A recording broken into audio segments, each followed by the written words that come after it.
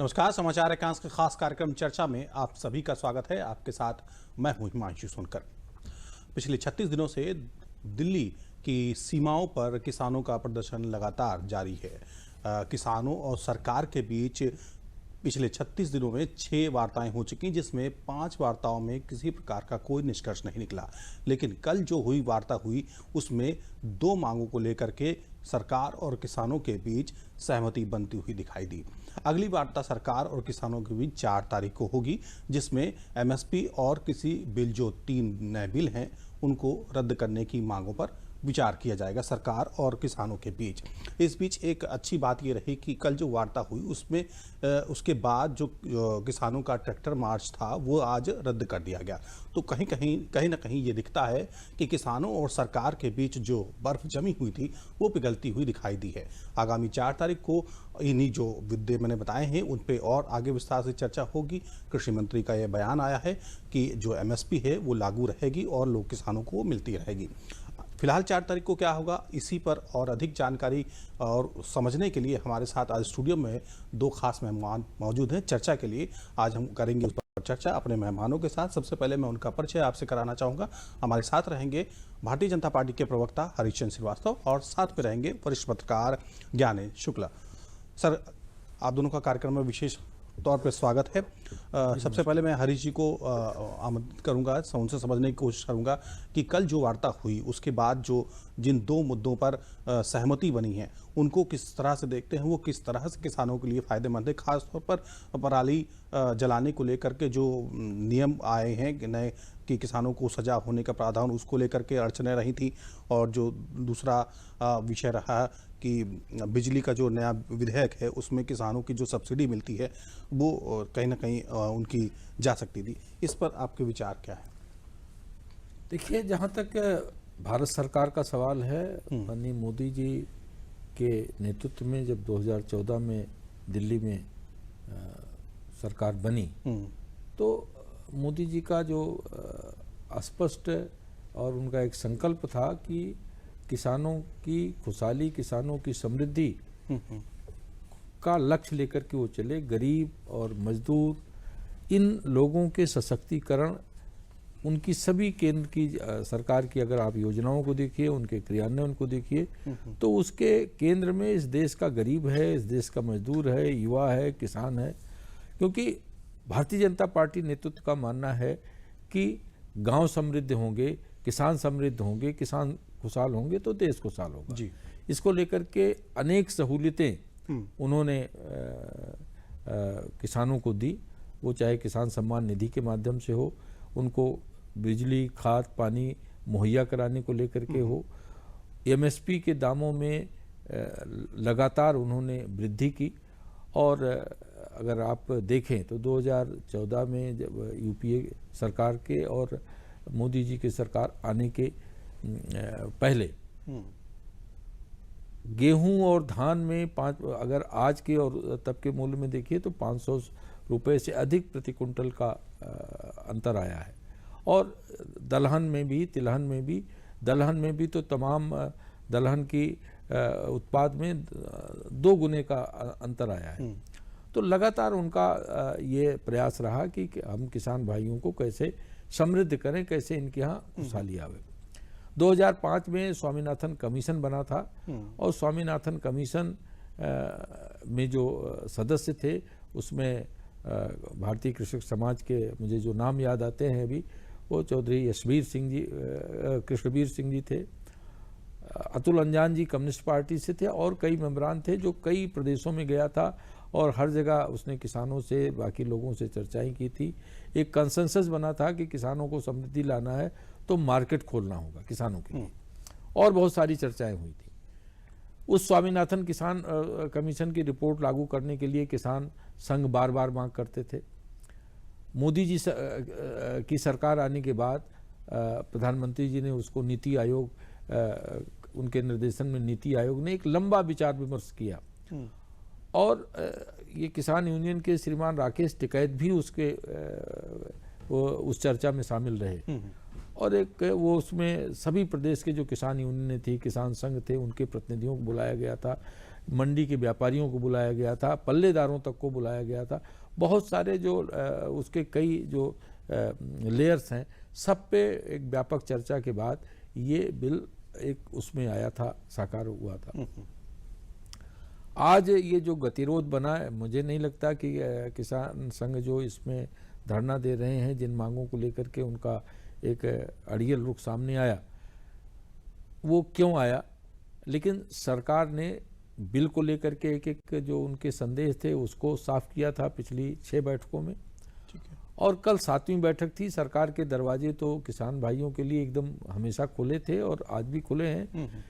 उसी का परिणाम था जो सरकार का एक जो सकारात्मक जो दृष्टि थी और भारतीय जनता पार्टी के नेतृत्व की, माननीय प्रधानमंत्री जी का जैसा मार्गदर्शन में जो बात हो रही थी, उसमें कल जो 4 मांगे किसान संघ के नेतृत्व की तरफ से रखी गई थी, उसमें 2 मांगों पर सहमति बन गई कि जो एनजीटी द्वारा जो ये पराली जलाने को लेकर के किसानों के ऊपर जो प्रावधान आया था उसको रद्द करने को, और बिजली को लेकर के अभी बिल आया नहीं है, लेकिन एक किसानों के मन में है कि साहब बिजली का बिल ऐसा आएगा, आशंकाएं थी। हाँ, आशंकाएं थी। उसको भी लेकर के सरकार ने उनको पूरी तरह से आश्वस्त किया है। आगामी 4 जनवरी को जो 2 बिंदुओं पर बात होनी है, उसमें एमएसपी को लेकर के कि इसको जो किसान संघों की मांग है कि इसको मैंडेटरी किया जाए, जी जी, उसको लेकर के भी सरकार ने एमएसपी को पहले ही कह दिया था कि एमएसपी है, जारी है, एमएसपी आगे भी जारी रहेगी। इसको लेकर के पहले भी सरकार ने आश्वस्त किया था, लेकिन किसान भाइयों का, उनके किसान संघों का ये था कि नहीं, इसको मैंडेटरी किया जाए। उस पर भी सरकार ने ये, माननीय कृषि मंत्री जी ने अपनी प्रेस में ये बात कहा था कि हम उस पर भी विचार करने जा रहे हैं। और चौथी बात वो कृषि कानूनों को रिपील करने वाली बात। जी जी, इन 2 बिंदुओं पर अब 4 को बात होनी है। और जैसा कि किसान संघ के नेतृत्व ने, जैसा मैं राकेश टिकैत जी की बाइट सुन रहा था, उन्होंने कहा कि हम वार्ता बहुत सकारात्मक माहौल में हुई है और वार्ता से हम संतुष्ट हैं। तो ये जो किसान संघ जो धरना दे रहे थे, उनके नेतृत्व का जो बयान कल आया था, वो इस बात का पुख्ता माने पूरी तरह से प्रमाणित करता है कि सरकार का जो कि रवैये से पूरी तरह संतुष्ट हैं और ये समस्या बहुत जल्दी हल हो जाएगी। मैं बढ़ूंगा अपने अगले मेहमान की ओर। ज्ञानेंद्र जी हमारे साथ में हैं। ज्ञानेंद्र जी, आपको क्या लगता है कि ये जो 2 बातें थी, खासतौर पे मैं उसी पे रहना चाहूँगा आपसे, कि जो किसानों के हित में जो निर्णय सरकार ने लिए हैं, उससे कहीं ना कहीं ये दिखता है कि हाँ, झुकाव दोनों तरफ से हो रहा है। ये लगता है कि हाँ, वार्ता जो अगली 4 तारीख को होने वाली है, उसमें कहीं ना कहीं ये गुंजाइश बनने की कोशिश होगी कि ये गतिरोध को ख़त्म किया जा सके। देखिए, बिल्कुल, अगर बात करेंगे कि जब हम वार्ता की बात करते हैं, संवाद की बात करते हैं, तो संवाद में दोनों पक्ष को सुना जाना चाहिए होता है। बिल्कुल। और जब संवाद की बात होगी, और संवाद कामयाब तभी होगा क्योंकि जब हम कुछ अड़ियल रवैया अपनाएंगे, अड़ेंगे किसी बात पर, चाहे वो सरकार हो, किसान हो, कोई भी जो 2 पक्ष होते हैं, अगर उनमें से कोई ऐसा कड़ा रुख अपनाते हैं तो शायद वहां पर फ्लेक्सिबिलिटी नहीं होती है। लेकिन अभी जिस तरीके से ये वार्ता का क्रम शुरू हुआ है, निश्चित तौर से बड़ा सकारात्मक कहा जा सकता है, जहां 4 में से 2 बिंदुओं पर एक सहमति तो हुई। यानी इससे पहले लगातार ऐसा लग रहा था कि एकदम डेडलॉक हो गया। आपने कहा जैसे शुरुआत में कि बर्फ जो थी वो पिघलती हुई दिखाई दे रही है। तो निश्चित तौर से ये एक अच्छा संकेत है। और जिस देश में जो कृषक प्रधान देश हो, कृषि प्रधान हो, और जहां पर इतनी बड़ी आबादी सीधे तौर से परोक्ष अप्रोच तरीके से खेती किसानी से जुड़ी हो, तो निश्चित तौर से किसान और उनसे जुड़े मुद्दे बेहद अहम हो जाते हैं। और यहां पर जो एक बात एकदम ध्यान देने वाली है कि आजादी के बाद से अब तक जो पूरा एक 70 सालों से ज्यादा वक्त हो गया, और हमारे यहाँ का जो किसान है, हमको ये जरूर देखना पड़ेगा कि क्या वाकई में किसान ने जो उसको उन्नति करनी चाहिए, जो बदलते दौर में तमाम जो सेक्टर्स हैं, चाहे सर्विस सेक्टर की बात करेंगे, व्यापार जगत की बात करेंगे, वहां पर जो ग्रोथ हुई और किसानों के लिए कृषि में जो ग्रोथ हुई, क्या वो एक साथ, वो एक तरीके से सामंजस्य उसमें दिखाई दे रहा, कोई बैलेंस दिखाई दे रहा है कि नहीं? और अगर नहीं दिख रहा है तो यहां पर बड़े सवाल निश्चित तौर से उठेंगे कि ऐसा फिर कहां पर खामियां हुई। तो सरकार की तरफ से अभी जो कहा जा रहा है कि जो 3 ये कृषि कानून आए हैं, तो इनको लेकर हमेशा जब भी कोई बदलाव होता है तो बदलाव अपने साथ तमाम सवाल, आशंकाएं भी लेकर आता है और विरोध भी होता है। लेकिन ये सरकार का ही अब दायित्व रहेगा कि किस तरीके से किसानों को समझा पाते हैं, संवाद स्थापित कर पाते हैं, और इसके जो तमाम पहलू हैं, इस पर एक जब चर्चा होगी तो निश्चित तौर से ऐसा लगता है कि उस मंथन के बाद जो फल निकलेगा, और हम देशवासी सारे लोग यही उम्मीद कर रहे हैं कि इसके जरिए जो भी नतीजा निकले, डेडलॉक खत्म हो, नतीजा ऐसा निकले कि किसानों की जो आर्थिक हालत है, जो उनकी स्थितियां हम लगातार सुनते आ रहे हैं, किसान कितने दिक्कतों में रह रहे हैं, कितनी परेशानियों का सामना कर रहे हैं, उनसे जब उनको निजात मिलेगी तो जो हम देश की तरक्की की बातें करते हैं वो हमारा सपना साकार होने के तभी हो पाएगा जब संवाद होगा। फिलहाल रुकते हैं यहाँ पे एक छोटे से ब्रेक के लिए, ब्रेक के बाद जल्द हाजिर होंगे। तुम्हारे पापा ने मना कर दिया तो? हिटलर थोड़ी ना है मेरे पापा। 1-2 घंटे बिठा के तुम्हारा टेस्ट लेंगे, फिर हाँ बोल देंगे। टेस्ट? कैसा टेस्ट? हाँ तो यंग मैन, क्या नाम बताया? रवि कुमार। जो भी है, कहाँ तक पढ़े हो? जी मैं क्या करते हो? आजकल तुम ड्रग्स तो नहीं करते? नहीं। वैसे तुम्हारा HIV स्टेटस क्या है? हाँ जी बोलो। HIV के लक्षण दिखने में कई साल लग सकते हैं। अगर आपने कभी भी असुरक्षित यौन संबंध रखा हो या संक्रमित सुई का इस्तेमाल किया हो तो नजदीकी ICTC क्लिनिक में HIV की जांच जरूर करवाएं। सरकारी अस्पताल में HIV की जांच और इलाज गुप्त और मुफ्त। HIV से बचाओ, लाइफ का असली इम्तिहान। चर्चा में एक बार फिर से आपका स्वागत है। चर्चा को आगे बढ़ाते हैं अपने सहयोगी ज्ञानेंद्र जी के साथ। ज्ञानेंद्र, एक मैं आगे आपके साथ चर्चा आगे बढ़ाना चाहूँगा। मैं एक सवाल यहाँ समझना चाहता हूँ कि लोकतंत्र में इस तरह की जो अड़ियल रवैया है, खासतौर पर कृषि जो कानून बने हैं उनको रद्द करने का, ये कितना मतलब वो होगा, उसका असर इम्पैक्ट क्या होगा? क्योंकि लोकतंत्र में जो चीज़ें होंगी, मान लीजिए कि अगर हमने आज किसी चीज़ को रद्द करते हैं तो कल ये एक परिपाटी बन सकती है, और ऐसे लोकतंत्र में ये स्थिति ठीक नहीं है, इसको कही जा सकती है। तो इसको आप किस तरह से, ये कहीं ना कहीं नहीं लगता है कि अगर ये ऐसा हुआ तो हमारा देश ही बिखर जाएगा, लोकतंत्र हमारा बिखर जाएगा? देखिए, बिल्कुल हमारे संविधान की हम बात करेंगे तो संविधान में तमाम संशोधन हो चुके हैं जब से संविधान बना, और वो संशोधन इसलिए हुए कि जो बदलते वक्त के साथ हम हमेशा जो प्रासंगिक बने रहे, जो कानून हो वो प्रासंगिक रहें, जो बदलते वक्त की जो जरूरतें हैं उनको क्या पूरी कर पाते हैं कि नहीं। तो ऐसे में वो संशोधन अगर वो जरूरी थे, तो ऐसे में कृषि की जैसे हमने बात की, तो कृषि में क्योंकि देश में एक बड़ी आबादी इससे जुड़ी हुई है, तो ऐसे में ये जरूर सवाल उठता है कि क्या वो इस आबादी ने वो फायदे उठाए, जो तमाम नियम आए, तमाम जो हम वक्त के साथ, बदलते वक्त के साथ तमाम जो व्यवस्थाएं की गई, क्या वो उनके लिए मुफीद रहीं? अगर नहीं रहीं तो फिर जो प्रयोग के तौर पर तमाम प्रयोग होते रहे हैं। ऐसे में यहाँ पर ये जब ये कानून लाए गए और राष्ट्रपति की अब जब अनुमति मिली और अब ये लागू हो चुके हैं, तो ऐसे में जब जो डेडलॉक की बात है, जब हम ये बात कह देते हैं कि एकदम सीधे अड़ जाएंगे, अगर कि हम ये कहेंगे कि सीधे बात इसी पर हो रही है कि कानून जो है इनको लेकर कहां पर फ्लेक्सिबिलिटी हो सकती, कहां पर कौन आगे पीछे हो सकते हैं, कैसे क्या संशोधन उसमें हो सकते हैं, तो सरकार की तरफ से नरमी का रुख दिखाया गया है। किसानों ने भी अब जिस तरीके से वार्ता का क्रम आगे बढ़ रहा है, एक तरीके से ये सुखद कहा जा सकता है कि 50% मामला तो कुछ हल होता दिखाई दिया है, 4 में से 2 मुद्दे तो हल होते हुए दिखाई दे रहे हैं। तो ऐसा हम सबको उम्मीद करनी चाहिए कि आगे भी बात बनेगी। 4 जनवरी को जब बैठेंगे तो शायद और भी बेहतर नतीजे आएंगे, और ये नतीजे आना ही लोकतंत्र के लिए और देश के लिए, सबकी समृद्धि के लिए बेहद जरूरी बन जाता है। ऐसे में हरीश जी, इस सवाल मैं वही लेना चाहूँगा। ज्ञानी ने एक बात कही अपनी चर्चा के दौरान कि 70 सालों में उस तरह की किसानों की तरक्की नहीं हुई जिस तरह की दूसरे सेक्टरों को अगर हम देखें वहाँ पे तरक्की हुई है, लोग आगे बढ़े हैं और लोगों का लिविंग स्टैंडर्ड बढ़ा है, लेकिन किसान आज भी वहीं है और शायद उसे नीचे चला गया है। क्या कारण है आपको लगता है कि, और जो अभी हमारा कृषि के जो 3 कानून हैं वो लगभग 2.5 दशक उस पर चर्चा हुई है, ऐसे में जो भी संशोधन सरकार की ओर से लाए हैं, जाहिर सी बात है कहीं ना कहीं किसानों का हित उसमें छुपा है। ये शायद किसानों को समझाने की ज़रूरत है, इसमें अड़चन कहाँ आ रही है, ये मैं समझना चाहूँगा आपसे। देखिए,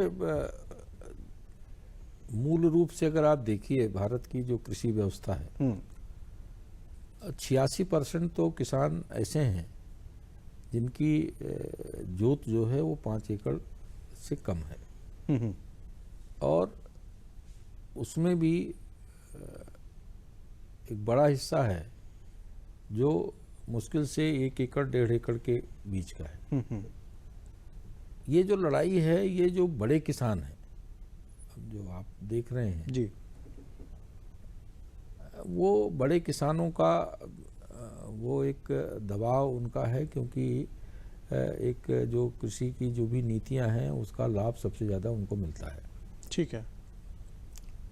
ये बात अवश्य है कि आज़ादी के बाद कृषि सेक्टर में वो ग्रोथ नहीं हुआ जो अन्य क्षेत्रों में हुआ, और किसानों को उससे दिक्कतें पेश आती हैं, क्योंकि इसी समाज में परस्पर पूरकता होती है, और समाज की बहुत सारी व्यवस्थाओं में उनके भी बच्चों के स्कूल जाना है, दवा लेना है, कपड़े लेने हैं, तो बहुत सारी जो मार्केट की जो चीज़ें हैं उनको प्रभावित करती हैं। उसके सापेक्ष उनकी आय नहीं बढ़ी, और ये बात पूरी तरह से इस देश के यशस्वी प्रधानमंत्री मोदी जी के दिमाग में थी। इसीलिए शुरू से उनका फोकस रहा कि हम किसानों की समृद्धि और खुशहाली लाएंगे, उनकी आय को दुगनी करने के लिए उनका एक लक्ष्य।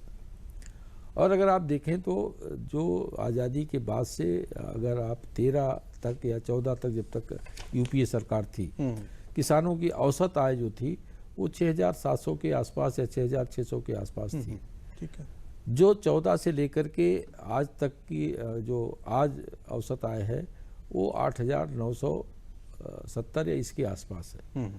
तो इस बीच में अगर आप देखें तो इस बीच में सर्वाधिक ग्रोथ अगर आप देखें तो इस बीच में हुई लगभग 2,500 रुपये की औसत आय में वृद्धि हुई। यद्यपि मेरा मानना है निजी तौर पर कि वो भी काफ़ी नहीं है, परंतु कृषि के साथ एक सबसे बड़ा जो फैक्टर जुड़ा हुआ है, क्योंकि हम लोग किसान परिवार से हैं और हम लोग उसकी दिक्कतों को समझते हैं कि एक कृषि क्षेत्र में अनिश्चितता का वातावरण रहता है कि कभी उत्पादन ज़्यादा हो गया किसी अन्न का तो उसके मार्केट उसकी घट जाती है, कभी मौसम का प्रभाव पड़ता है, कभी सूखा, कभी बाढ़, कभी तरह तरह के ओला, इस सब चीज़ों से प्रभावित होती है। तो इसमें एक स्थिरता नहीं रहती कि वो किसान भी अपना मूल्य तय कर सके और उसके अपना टर्म डिक्टेट कर सके, बहुत सारी चीज़ों पर निर्भर होता है। तो ये कारण एक बड़ा कारण है कि किसान का जो उत्पादन है उसको लाभकारी मूल्य नहीं मिल पाता। और एक आजकल ये बड़ी चर्चा में है कि किसान चूँकि परंपरागत खेती कर रहा है, वही धान, गेहूं और गन्ना इस तरह की खेती कर रहा है, तो जिसके कारण उसको डाइवर्जन की ज़रूरत है, जो लाभकारी मूल्य जिन चीज़ों का मिल सकता हो वो उस तरह की चीज़ों का प्रावधान इन किसी बिलों में किया गया है। फिलहाल मैं यहाँ पे आपको रोकूंगा, यहाँ पे हमें लेना पड़ेगा एक छोटा सा ब्रेक।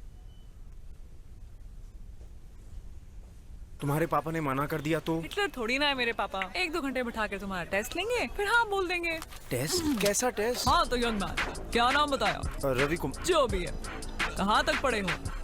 जी मैं क्या करते हो? आजकल तुम ड्रग्स तो नहीं करते? नहीं। वैसे तुम्हारा HIV स्टेटस क्या है? हाँ जी बोलो। HIV के लक्षण दिखने में कई साल लग सकते हैं। अगर आपने कभी भी असुरक्षित यौन संबंध रखा हो या संक्रमित सुई का इस्तेमाल किया हो तो नजदीकी ICTC क्लिनिक में HIV की जांच जरूर करवाएं। सरकारी अस्पताल में HIV की जांच और इलाज गुप्त और मुफ्त। HIV से बचाव, लाइफ का असली इम्तिहान। एक बार फिर चर्चा को आगे बढ़ाते हैं ज्ञानेंद्र जी के साथ। ज्ञानेंद्र, एक सवाल मैं ये समझना चाहूँगा कि रक्षा मंत्री राजनाथ सिंह ने कल ये बात कही कि किसान जो कानून है इसको 2 साल तक इम्प्लीमेंट करने दें और तब उसके फायदे और नुकसान का हम आकलन करें।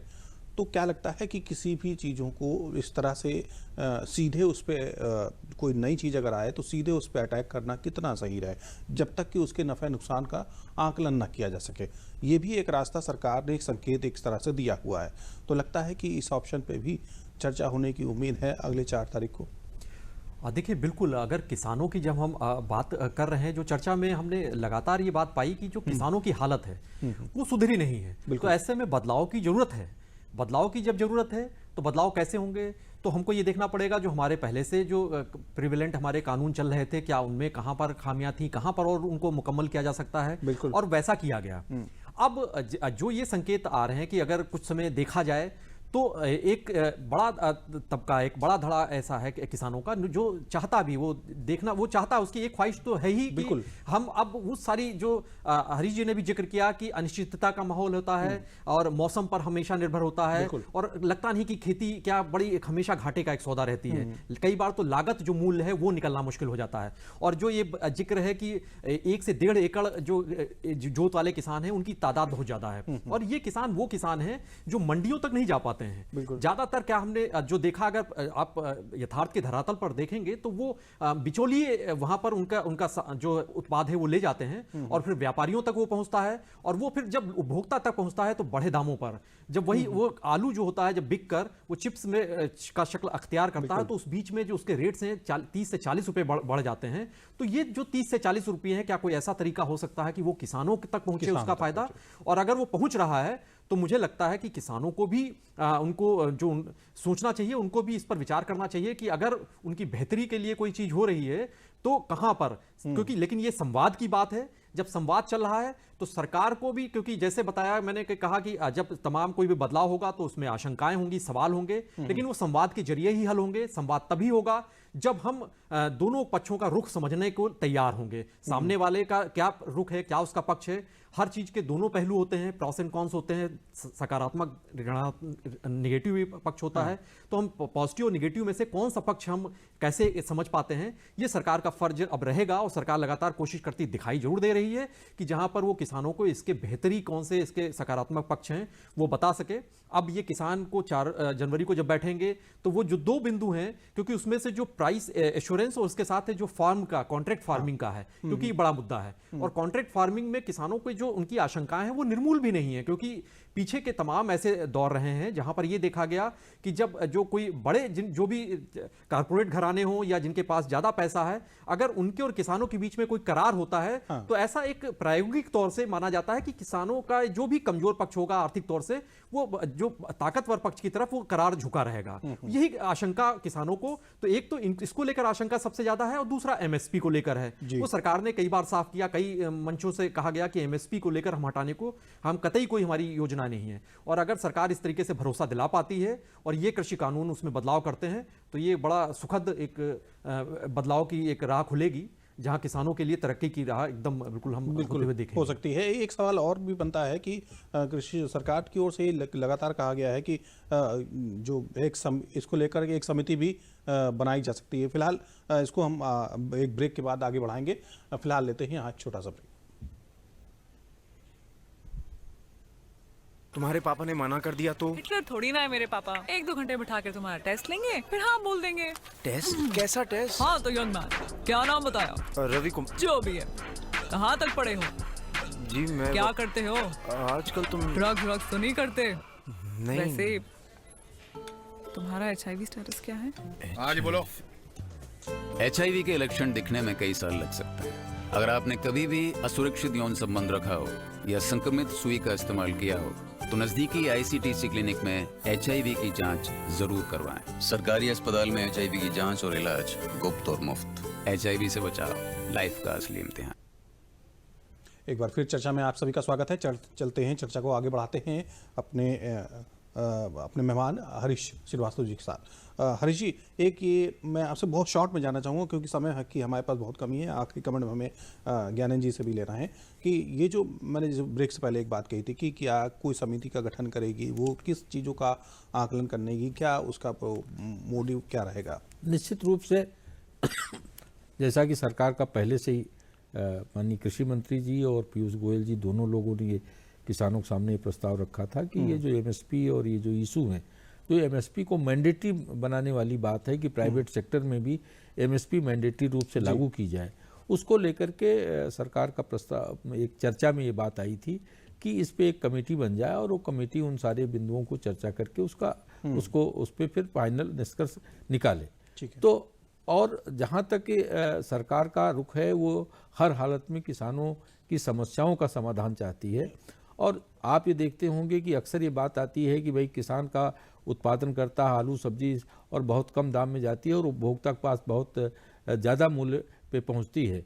तो वो बीच का अंतर सरकार खत्म करना चाह रही थी। उस पर इसीलिए ज्यादा डायरेक्ट जोर मार्केट सरकार का रहेगा। ठीक है, हम आपके और कमेंट ज्ञानेंद्र जी से चाहेंगे। ज्ञान जी, क्या लगता है कि ये जो कमेटियां हैं जो बनने की है, जिसकी संभावना है, व्यक्त की जा रही है अभी तक, उस मूल जो प्रॉब्लम है उस तक पहुंच सकती है, या उसके लिए वही बात इम्प्लीमेंट होगी कि कम से कम किसान 2 साल का समय दे? देखिए, बिल्कुल, अगर किसानों को अगर इस बात को लेकर सरकार अगर समझा पाती है कि कमेटी के बनने के बाद उसके तमाम जो पहलू हैं, तमाम आयाम हैं, उनकी चर्चा हो सकेगी, तो निश्चित तौर से एक बड़ा इसमें एक सकारात्मक कदम कहा जा सकता है। और इसके साथ ही किसानों को अगर ये इंफ्रास्ट्रक्चर, ट्रांसपोर्टेशन और ये तमाम जो भरोसे हैं, जो एमएसपी को लेकर भरोसा है, अगर ये दिया जाएगा और एमएसपी को लेकर उनके जो तमाम सवाल हैं या जो कॉन्ट्रैक्ट फार्मिंग को लेकर सवाल हैं, अगर इन सवालों को लेकर उनको सरकार ने संवाद के जरिए इनमें एक इसमें पारदर्शिता और पूरी एक समझा सकती है सरकार अगर, तो मुझे लगता है कि वो किसानों को ज्यादा उनकी तरफ से सकारात्मक और रुख हो सकेगा और जो ये डेडलॉक है वो खत्म हो सकेगा, खत्म हो जाएगा तभी जब संवाद होगा। तो फिलहाल चर्चा में आप लोगों ने हिस्सा लिया, आप लोगों का बहुत बहुत शुक्रिया।